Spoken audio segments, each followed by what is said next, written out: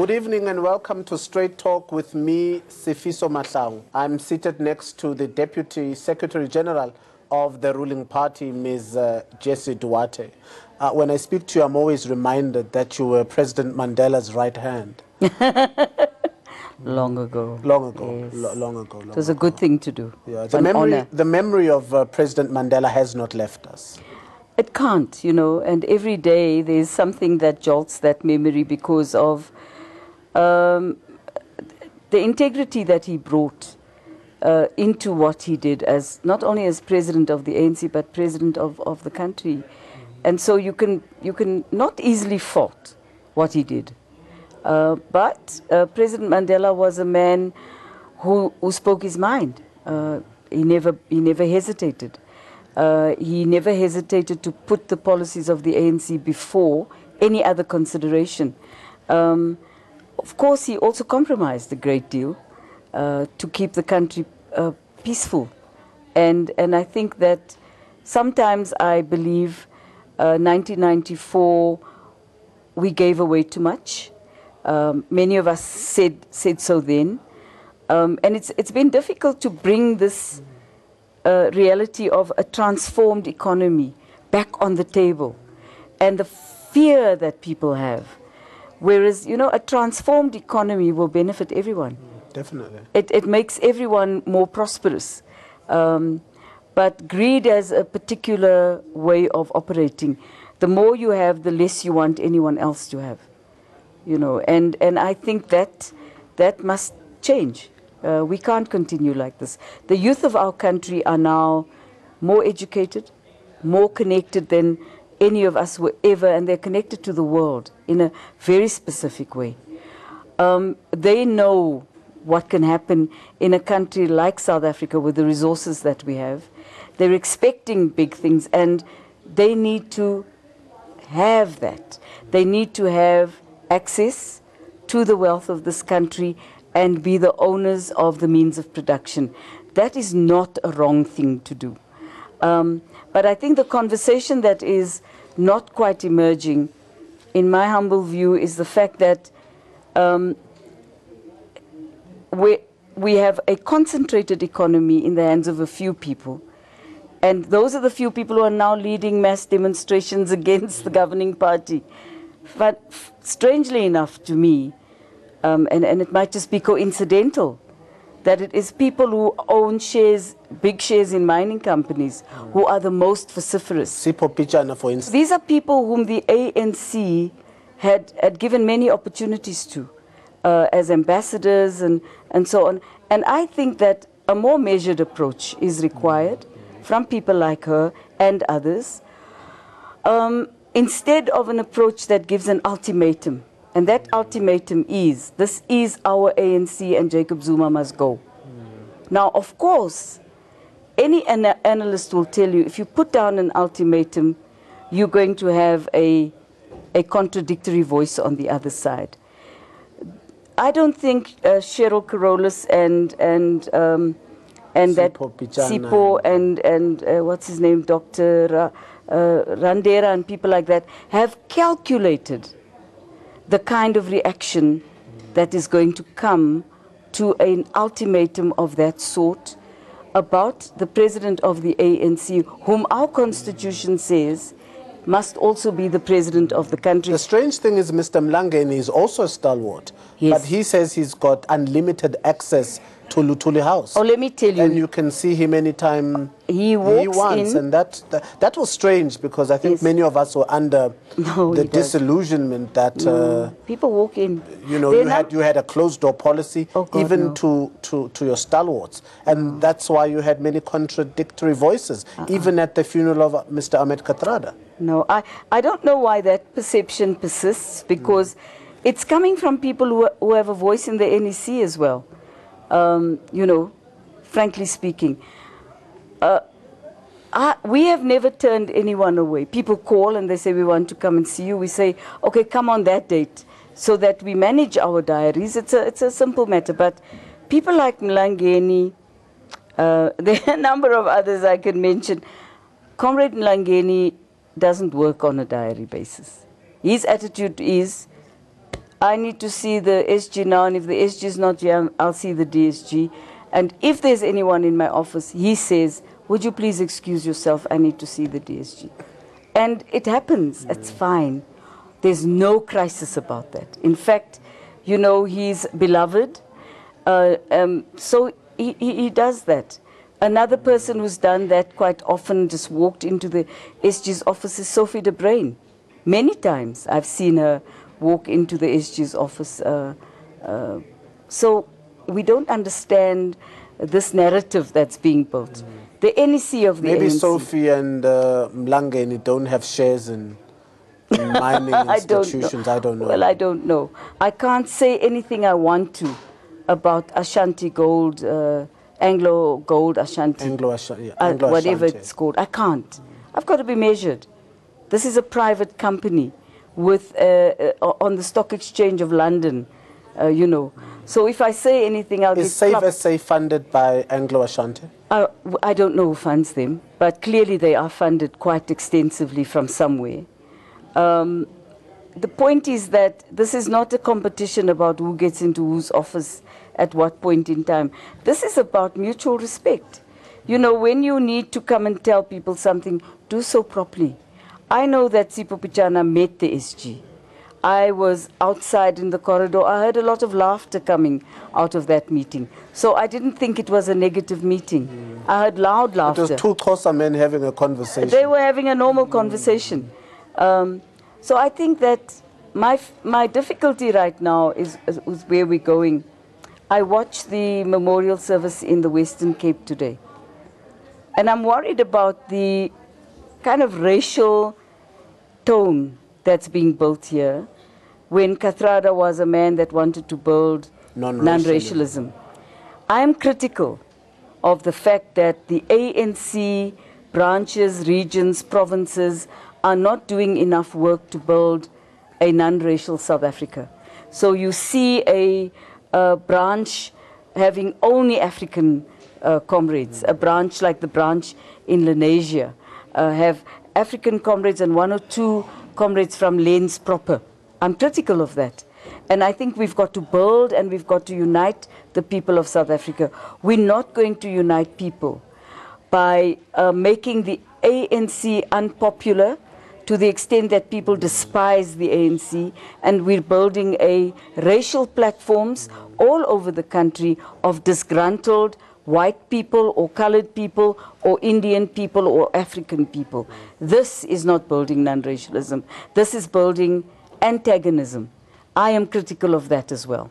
Ms. Duarte, another divergent voice at the moment to the ANC is COSATU, yes, and the SACP. Yes. I just need you to give me the straight talk on this. Look, are you breaking away from COSATU and the SACP? No. Or are they breaking away from the ANC? We will work extremely hard to retain the alliance as it is. At this point, moment. it looks like it's doing more injury than good. It might look that way, but it is also an important period of straight talk. Maybe you should have the three, all of us here in separate. We can talk to each other. Maybe you can mediate. But I don't think that we're breaking away. I think that we are in a moment of hard discussions about issues where we all have difficulties with one another on. That has happened in the past, but not as severe as it is today. The ANC is concerned about COSATU, that COSATU seems to have defocused its energy away from the fact that it is facing a formidable threat from the Vavi-led federation. Because Mr. Zwelinzima Vavi, who was a firm supporter of President Jacob Zuma, yes, Mr. Blaine Zimande, yes, who is still the Minister of yes, Higher Education, yes, distance themselves from President Jacob Zuma. In fact, they make solid attacks on his person and his leadership. Shouldn't you, as the leadership of the ANC, say to the SACP, it's either you're with us or you're not? You know, it's not as simple as that, and we mustn't oversimplify the relationship between the SACP and the ANC and accredit it to individuals. That can never work. This is an old relationship with many, many layers and depths of layers. Ms. Duarte, with respect, is there still a need for communism in South Africa? Is the SACP even still relevant to the ANC?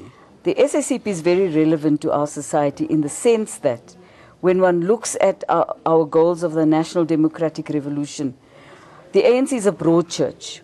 There's no real ideological center that holds the ANC together other than we are defined by wanting to create a non-racial, non-sexist, united, democratic and prosperous South Africa.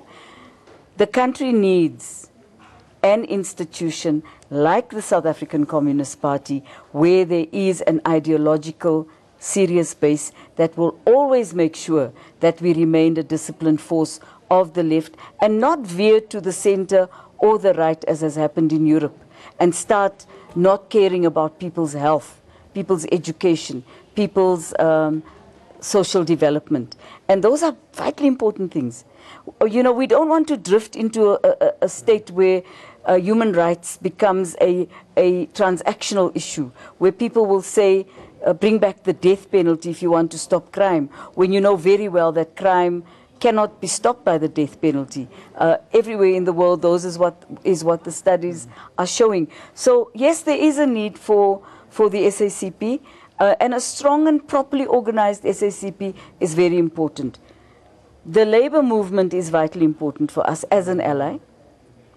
We've always worked together closely with the progressive unions. But it seems like they have become your enemy. And how do you eat with them of the same tray when they have become... I think enemy is a very strong word. I think we have differences of emphasis on a number of issues. I would go so far as to call Mr. Vavi...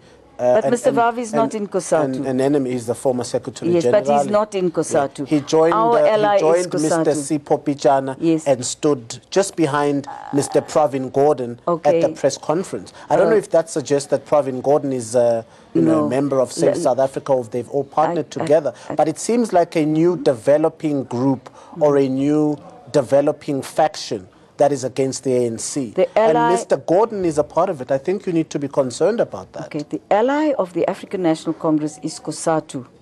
We do not have an ally led by Zwelinzima Vavi. The ANC does not have an ally led by Zwelinzima Vavi. All I am saying, COSATU needs to focus on a very serious emergence of this new federation. And if they simply focus on the internal politics within the ANC and who should lead the ANC, they're making a vital mistake. They, of course, have a right to criticize any of us in the ANC. We don't have a problem with that. But can you bring it to the table? Can you bring it to the table? So we're waiting for a meeting with them in the next week or so.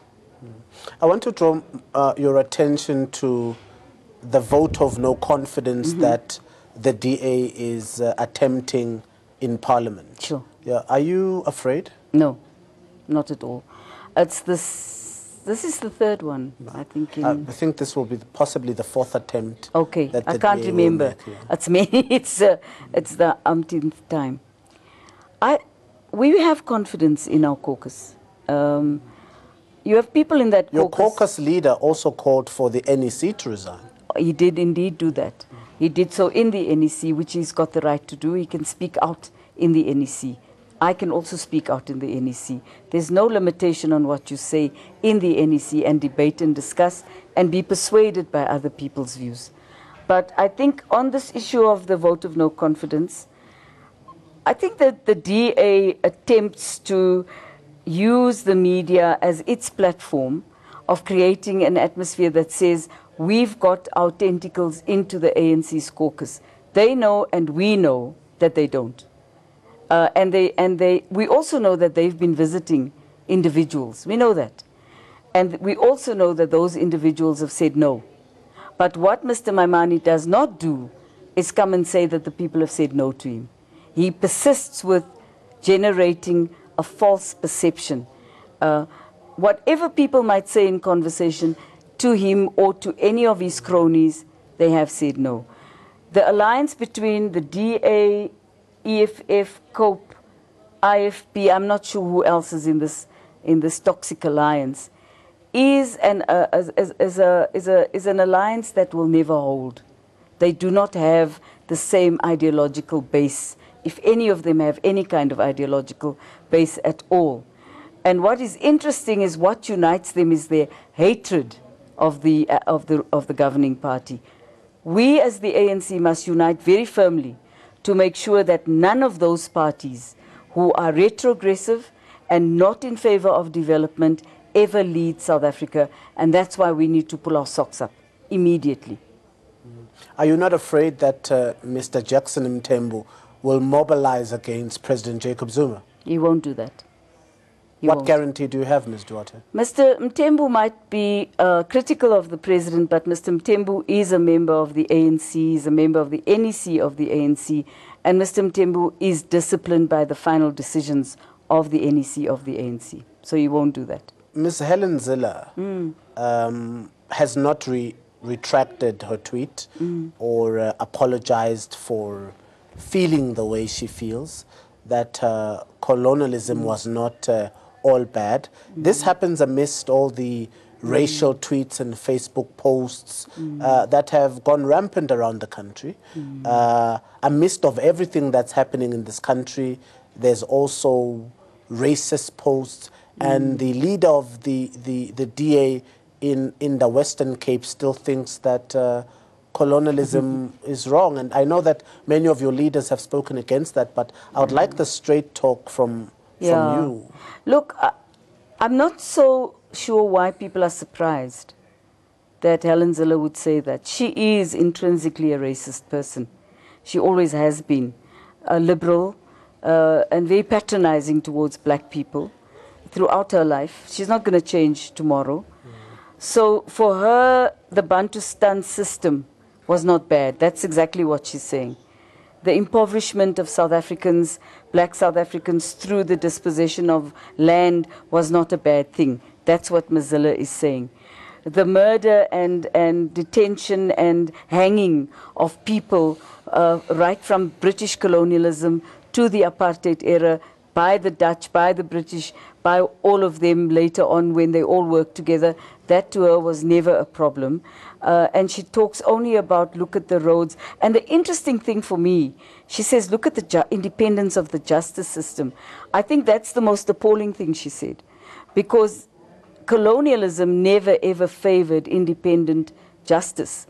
Justice in colonialism and in apartheid was what suited the then governing parties. So I think one must just say, maybe in a very South African way, ach shame, Helen Zille is really a spent force. The best thing she can do for herself and her party is to quietly go into retirement right away. And the other interesting part of it is, of course, Mmusi Maimane will never act against her. How do you act against your master? How do you do that? He cannot. He doesn't have the will to make any change. You're saying she's Mmusi Maimane's master? I think so. And he is what? The servant or I think the hired face? I think the relationship between Helen Zille and Mmusi Maimane is that he is the comfortable black face of the DA, while she is the uncomfortable face of apartheid and colonialism that the DA wants to hide behind but practice. And that's why you will find all these racist tweets coming from mainly people in the support camps of the DA. We cannot afford racism. No ANC member must become racist. And those on Facebook who are using racist slurs, we're appealing to them, stop that. We don't want to build a racist country. We don't want to be like the DA. We don't want to be like, let me put it very bluntly, we do not want to be them. They, the DA, are the people who will take this country backward. We want to take it forward. President Zuma has often said that the DA wants to run this country through courtrooms. Yes. They don't want to run it through the constitution or through the modus of democracy or even through parliament, that they use a court system to have an alternative or a parallel government. Yes. Is this what we're seeing with the marches, them attempting to interdict the swearing in of ministers? I must also admit that many other people in the country say things are better where the DA leads. Yo. So I don't know, Ms. Duarte. No. It seems like a two-faced diagram. Let me start with the last issue first. I've just gone very meticulously through Paddy Lehotlo. And if we are objective and we look at every municipality correctly and objectively, you will not say that where the DA has led, things are better. Because the improvement of services to the people in rural areas where the ANC leads outstrips where the DA leads. The DA is a maintenance organization.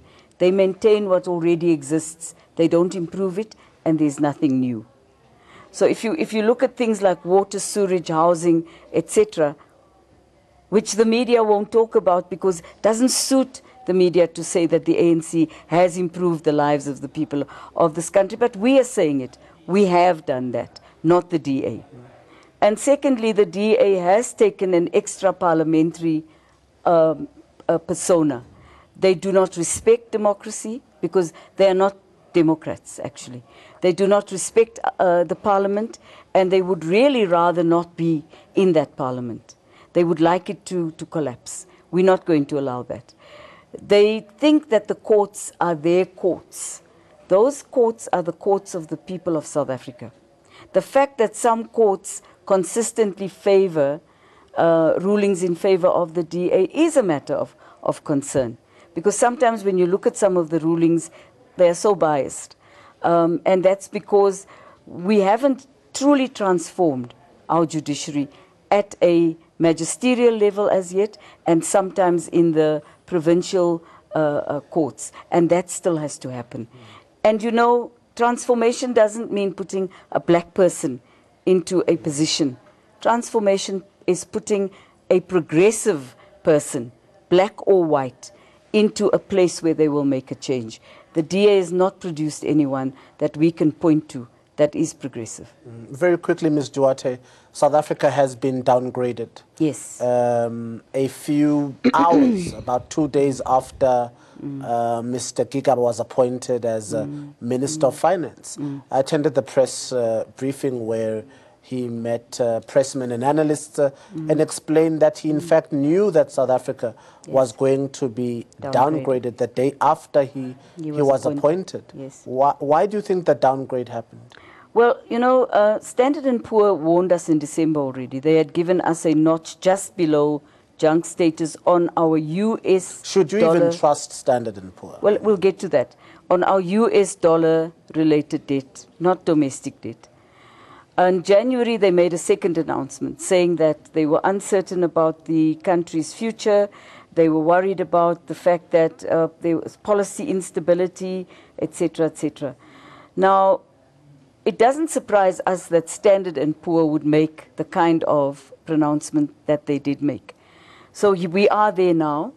The point that we're making is that we're not going to fight these rating agencies because they influence investors, unfortunately.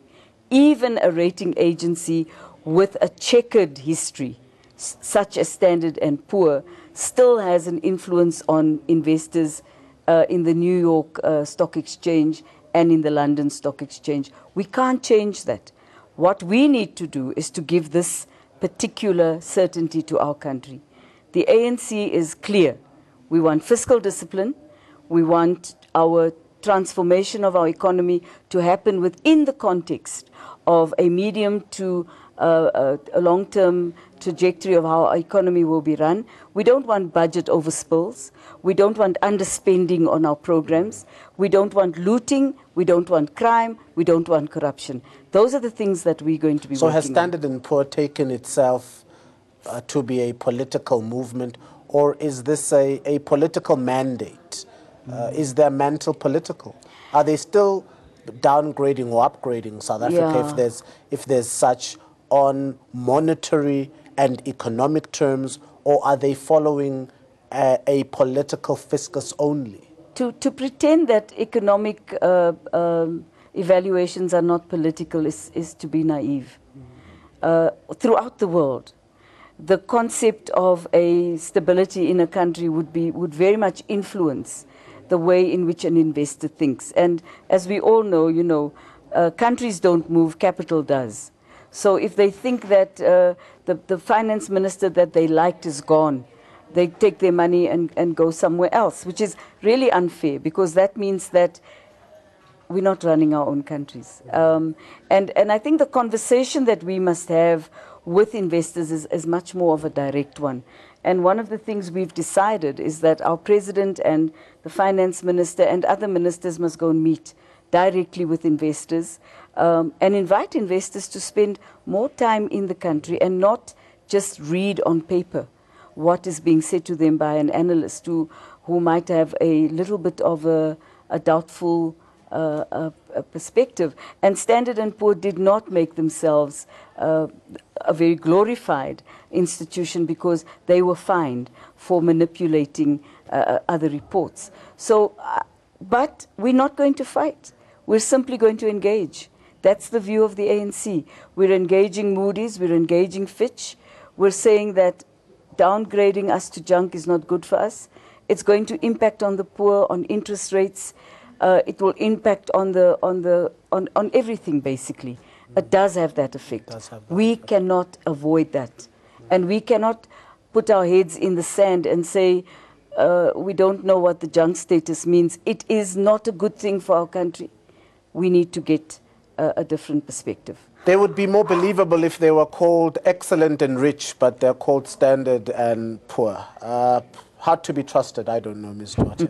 I'm Sifiso Mahlangu, this is Straight Talk. Join me next time. I close with a quote from former President Nelson Mandela. When we have climbed many mountains, we realize that there's still many more to climb. I'm Sifiso.